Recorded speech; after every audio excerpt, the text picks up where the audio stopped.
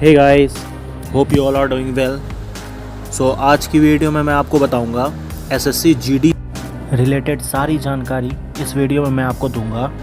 Form fill up से लेके joining तक की पूरी प्रोसेस। एंड वीडियो के एंड तक बने रहें। चैनल पे नए हैं तो सब्सक्राइब ज़रूर कर लें। और स्टार्ट करते हैं गाइस।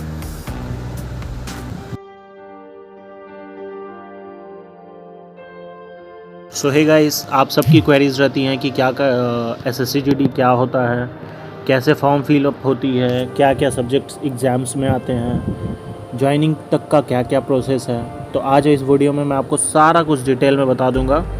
और मुझे नहीं लगता इस वीडियो को देखने के बाद आपको और किसी यूट्यूबर के वीडियो देखने की ज़रूरत पड़ेगी, क्योंकि मैंने 2 बार एसएससी जीडी को फर्स्ट अटैम्प्ट में क्लियर किया है। तो स्टार्ट करते हैं सबसे पहला रिटन एग्ज़ाम से।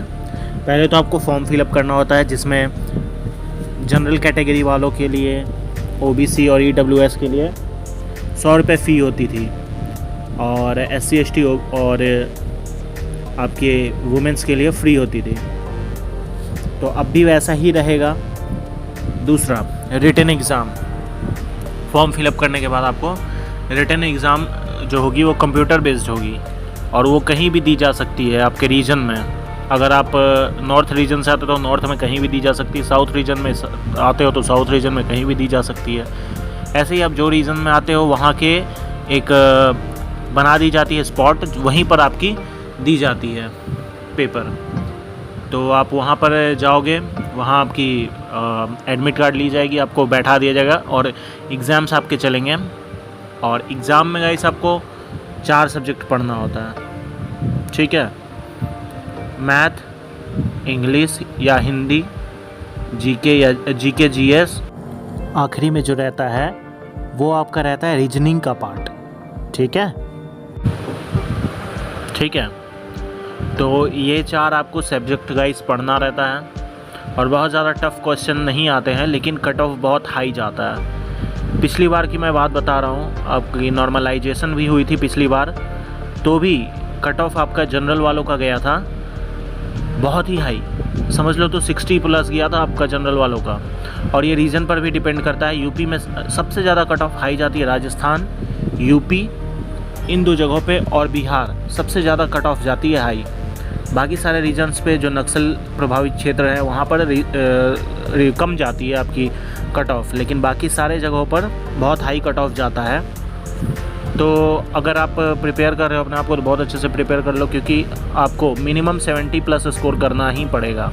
पेपर बहुत हार्ड नहीं आती है, माइनस मार्किंग होती नहीं है, तो आप दबा के 100 में 100 लगा सकते हो। तो ये आपका हो गया रिटन एग्ज़ाम। अब आपकी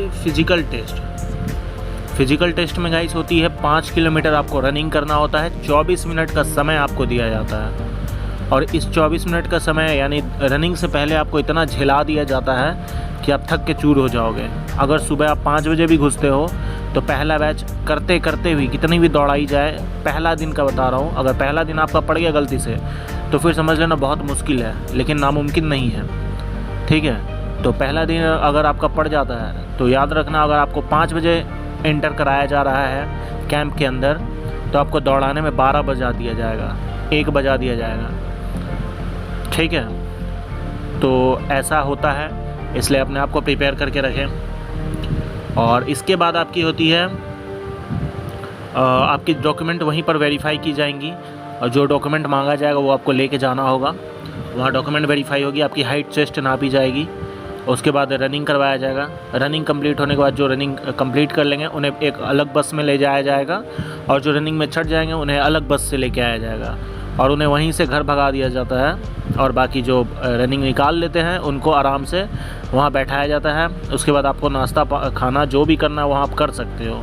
वहाँ मेस में भी आपको मिल जाता है खाने पीने का सामान, तो इसलिए टेंशन फ्री इसमें रहना है। लेकिन आपको रेडी रहना है इसके लिए कि आपकी पूरी दिन उस दिन जाने वाली है, ठीक है। ये हो गई। और उसके बाद आपका एग्ज़ाम के रनिंग के बाद फिर से आपका चेस्ट और हाइट नापा जाएगा। अगर आपकी हाइट 170 सेंटीमीटर से 1 इंच भी कम होती है अगर रनिंग के पहले 171 हाइट नापी गई और रनिंग के बाद अगर आपकी 169.1 भी होती है, 2 भी होती है, 5 भी होती है, तब भी आपको छांट दिया जाएगा। तो ये चीज़ दिमाग में बैठा ले, 169 वालों को नहीं लिया जाएगा किसी भी हालत में। 170 हाइट है तभी आपको, अगर आपको फॉर्म फिल करना है तो 170 हाइट हो तभी फॉर्म फिल करें, नहीं तो आपको कोई फ़ायदा नहीं है। आप जो टाइम वेस्ट करोगे अपना भी और वहाँ बोर्ड का भी, ठीक है। बाकी एग्ज़ाम अगर देने जा रहे हो तो ऐसा मत सोचो कि मुझे बस एग्ज़ाम देना है, क्योंकि बहुत लोगों की उम्मीद उससे जुड़ी होती है, एसएससी जीडी से। बहुत लोगों का सपना होता है जो कि अच्छे पढ़ने वाले लड़के भर के कट ऑफ हाई पहुंचा देते हैं और रनिंग में वो जाते नहीं हैं, तो इससे जिनका सपना होता है उनका सपना टूट जाता है। तो अगर आप 170 हाइट वाले हो और रनिंग करना है तभी फॉर्म फिल करना, ठीक है। किसी की नौकरी खाने की कोई कभी ये ऐसा करना मत, ठीक है। ये हो गया। मेडिकल टेस्ट उसके बाद होता है। अगर आपने रनिंग आप निकाल लेते हो उसके बाद आपकी मेडिकल टेस्ट होती है। मेडिकल टेस्ट में गाइस आपको सारा, आपके बॉडी का सारा कुछ जांच किया जाता है, टोटल मीन आपको नेकेड कर दिया जाएगा, आपको न्यूड कर दिया जाएगा और उसके बाद जांच की जाएगी हर एक चीज़। मतलब आप समझ रहे हो, समझदार हो।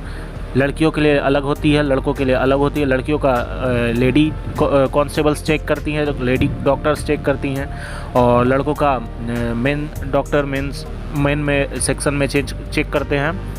तो ये हो गया आपका। और लेडीज़ के लिए रनिंग जो होती है वो कम होती है, ठीक है। और लेडीज़ में यानी कि फीमेल में कट ऑफ भी कम जाता है। पर अगर 170 से हाइट कम है 165 से, तो आप नहीं भरो, ठीक है। 165 और मेरिट तक का मैं बता रहा हूँ।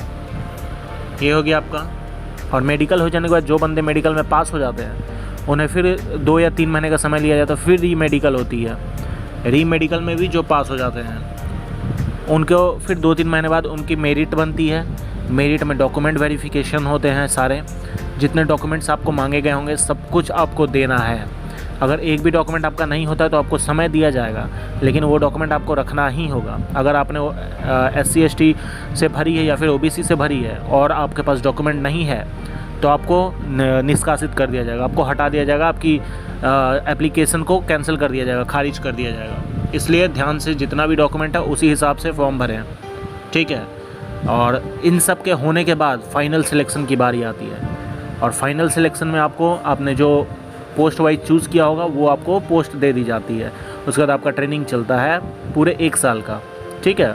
और अब पूछोगे पोस्ट कैसे सिलेक्ट होती है, तो जब आप फॉर्म भरोगे ना तो वहाँ आपको प्रेफरेंस पूछा जाएगा, आपको किस में प्रेफरेंस देना है, BSF, CRPF, CISF, Assam rifles, जो भी हो। तो BSF जो है, अगर पूछोगे कौन सी ड्यूटी सबसे अच्छी है तो इसकी मैं अलग से एक सेपरेट वीडियो बनाऊँगा, ठीक है। कमेंट करना अगर आपको इसकी वीडियो चाहिए होगी तो। अगर 10 कमेंट्स भी आते हैं तो मैं इसकी वीडियो अलग से बनाऊंगा कि कौन सी पोस्ट आपको चूज़ करनी चाहिए फॉर्म भरने से पहले, ठीक है।